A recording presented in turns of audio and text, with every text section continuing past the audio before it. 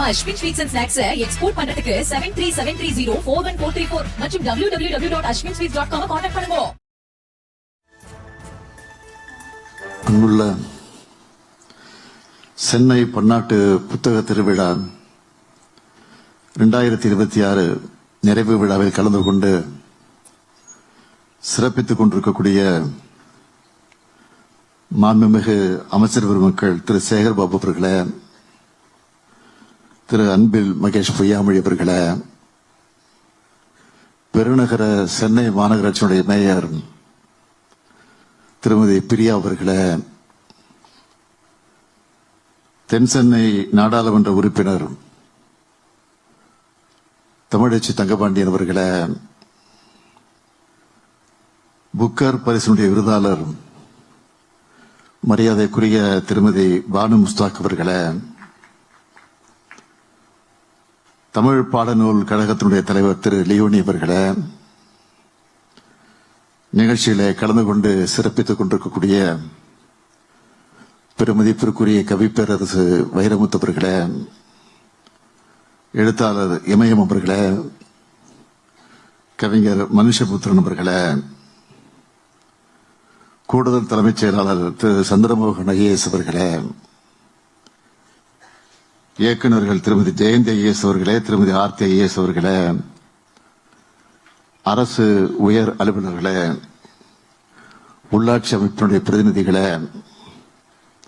சான்றோர் பெருமக்களே, புத்தக பதிப்பாளர்களே, எழுத்தாளர் பெருமக்களே, இலக்கிய ஆர்வலர்களே, பத்திரிகை மற்றும் ஊடகத்துறை சார்ந்திருக்கக்கூடிய நண்பர்களே, உங்கள் அனைவருக்கும் அன்பான வணக்கம். மனித இனம் தன்னோட சிந்தனைகளை, தான் சேர்த்த அறிவு செல்வத்தை பிறருக்கும் அடுத்தடுத்த தலைமுறைகளுக்கும் கொண்டு சேர்க்கக்கூடிய கருவிதான் புத்தகங்கள். வாசிப்பு மூலமாக தமிழ்நாட்டில் இருக்கிற ஒவ்வொரு வீட்டிலையும் அறிவு தீ பரவ வேண்டும் என்று ஏராளமான முன்னெடுப்புகளை நம்ம திராவிட மாடல் அரசு சார்பில் எடுத்து செய்து கொண்டிருக்கிறோம். அதுல முக்கியமானதுதான் புத்தக திருவிழாக்கள். எழுத்தாளர்கள், பதிப்பாளர்கள், விற்பனையாளர்கள், வாசகர்கள் எல்லாருக்குமான உறவு பாலமாக இந்த புத்தக திருவிழாவை சிறப்பாக நாம் நடத்தி கொண்டிருக்கிறோம். தலைநகரான சென்னையில் மட்டும் இல்லாம தமிழ்நாட்டில் இருக்கக்கூடிய அனைத்து மாவட்டங்களிலையும் புத்தக திருவிழாக்களை தொடர்ந்து நடத்திக்கிட்டு இருக்கிறோம். இதோட தொடர்ச்சியாகத்தான் இந்த 4வது சென்னை பன்னாட்டு புத்தக திருவிழா நடந்து கொண்டிருக்கிறது. 102 நாடுகளோட பங்கேற்போடு சிந்தனையுடைய ஊற்றாக, பண்பாட்டின் கருவூலமாக, அறிவு பரிமாற்றத்தினுடைய அடித்தளமாக இந்த பன்னாட்டு புத்தக திருவிழாவை நிறைவடைந்ததில் தமிழ்நாடு முதலமைச்சராக மட்டுமில்லாமல் ஒரு புத்தகத்தினுடைய ஆர்வலனாகவும் நான் மிகுந்த மகிழ்ச்சி அடைகிறேன். அதுவும் சர்வதேச புக்கர் பரிசை வென்றிருக்கக்கூடிய கன்னட பெண் எழுத்தாளர் மரியாதைக்குரிய பானு முஸ்தாக் அவர்கள் இந்த மேடையில் இருப்பது என்னுடைய மகிழ்ச்சியை மேலும் கூட்டுது. இங்கு வந்தவுடன் என்னை பார்த்து நான் ஆற்றக்கூடிய செயல்பாடுகள் பெருமையளிப்பதாக சொன்னார். உண்மையிலே அவர்களின் எழுத்துதான் நம்மை பெருமைப்படுத்துகிறது. ஏற்கனவே ஒய்எம்சி திடலில் ஒரு புத்தக கண்காட்சி நடக்குத அப்படின்னா இந்த பன்னாட்டு திருவிழாவோட மைய நோக்கம் என்னன்னு சிலர் நினைத்துக் கொண்டிருக்கலாம்.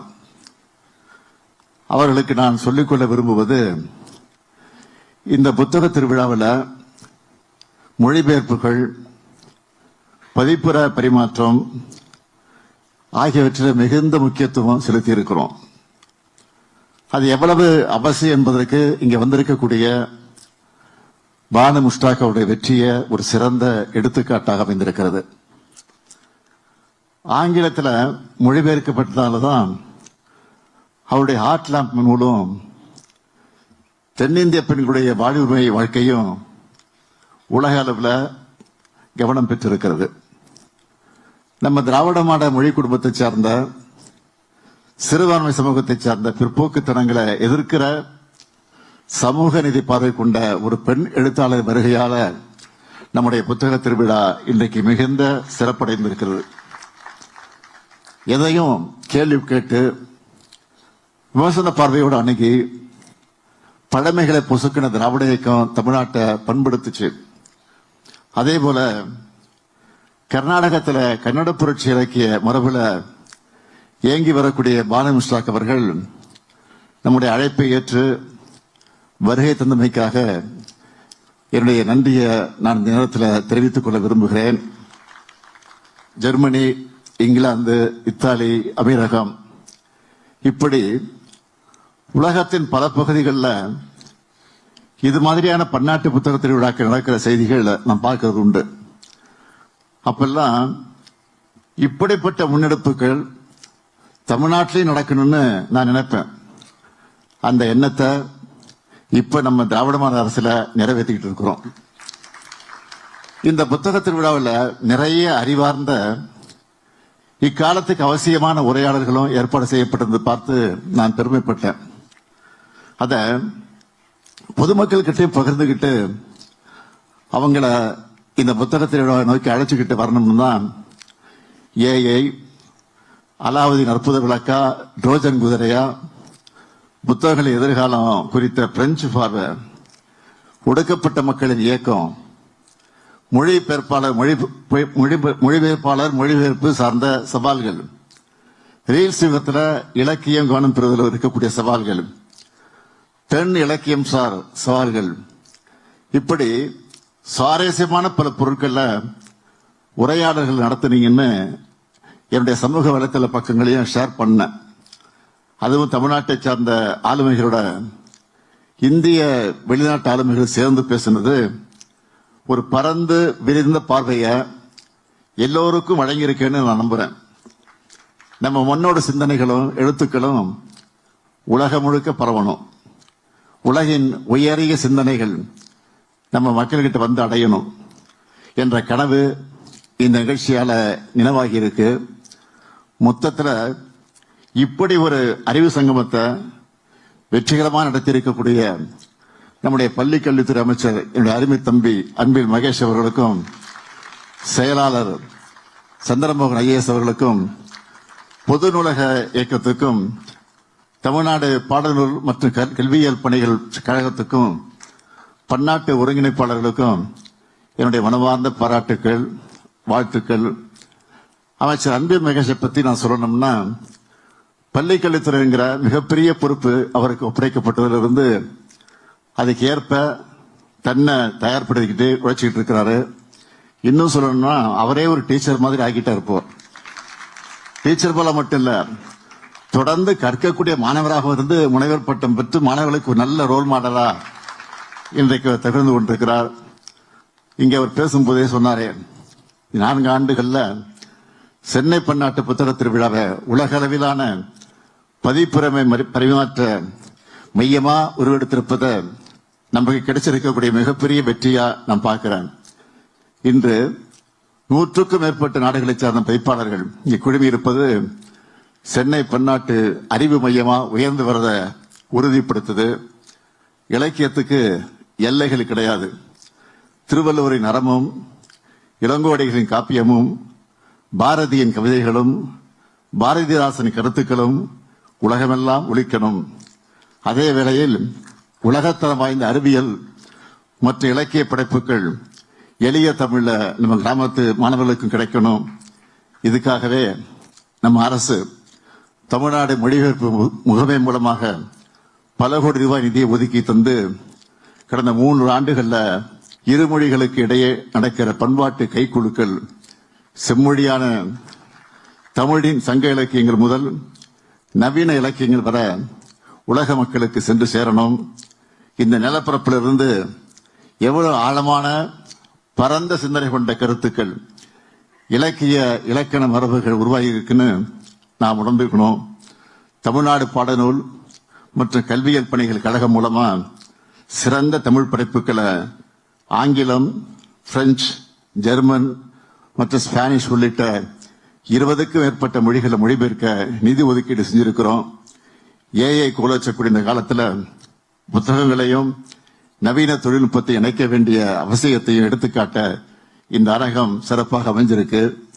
இங்க வந்திருக்கக்கூடிய உலக பிரதிநிதிகளுக்கு நான் ஒரு செய்தியை அழுத்தமாக சொல்ல விரும்புகிறேன். தமிழ்நாடு என்பது நீங்க தொழில் முதலீடு செய்ய மட்டும் உகந்த மாநிலம் இல்ல, அறிவை பகிர்ந்துக்கவும் மிக சிறந்த மாநிலம். கீழடி முதல் பூரணை வரை கண்டெடுத்த தொல்லியல் சான்றுகளை பாருங்க.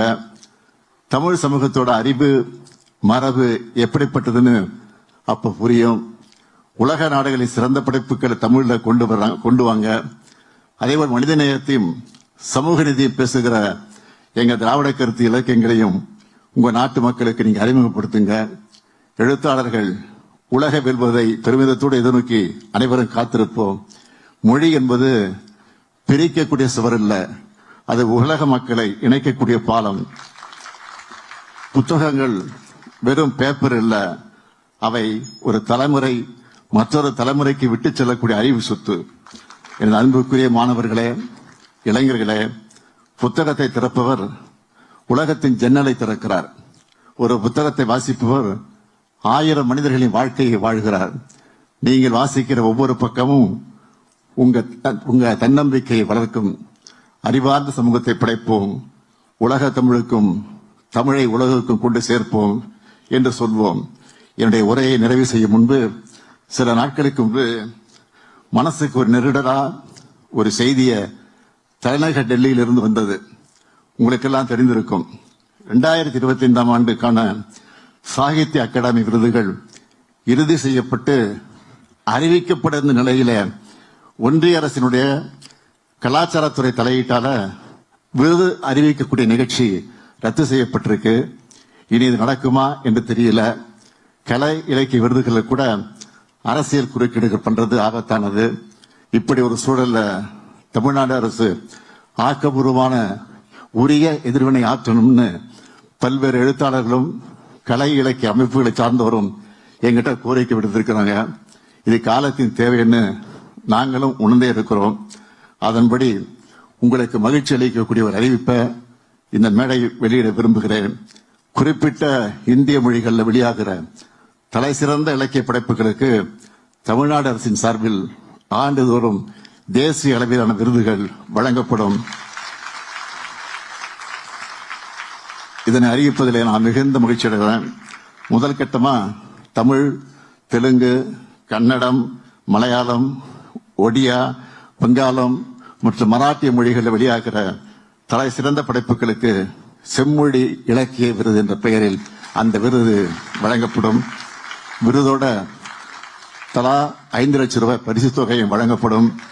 படைப்புகளின் இலக்கியத்தையும் வெளிப்படையான தேர்வு முறையும் உறுதி செய்யும் விதமாக புகழ்பெற்ற எழுத்தாளர்கள், விருதாளர்கள் அடங்கிய குழு ஒவ்வொரு மொழிக்கும் தனியே அமைக்கப்படும்.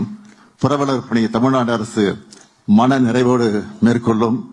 அடுத்து அமைய போறதும் திராவிட மாடல் 2.0 ஆட்சிதான். அப்போ இதைவிட பெரிய அளவில் உலகத்தோட கவனத்தை ஈர்க்கக்கூடிய வகையில இந்த பன்னாட்டு திருவிழாவை நிச்சயமாக நடத்துவோம். தமிழ்நாடு முழுவதும் பல பிரம்மாண்ட உலகங்களை அறிவு கோயில்களாக எழுப்புவோம். அறிவுத்தை வளர்ப்போம். வெல்வோம் ஒன்றாக. நன்றி, வணக்கம். நம்ம Ashwin sweets and snacks export பண்றதுக்கு 7373041434 மற்றும் www.ashwinsweets.com கான்டாக்ட் பண்ணுங்க.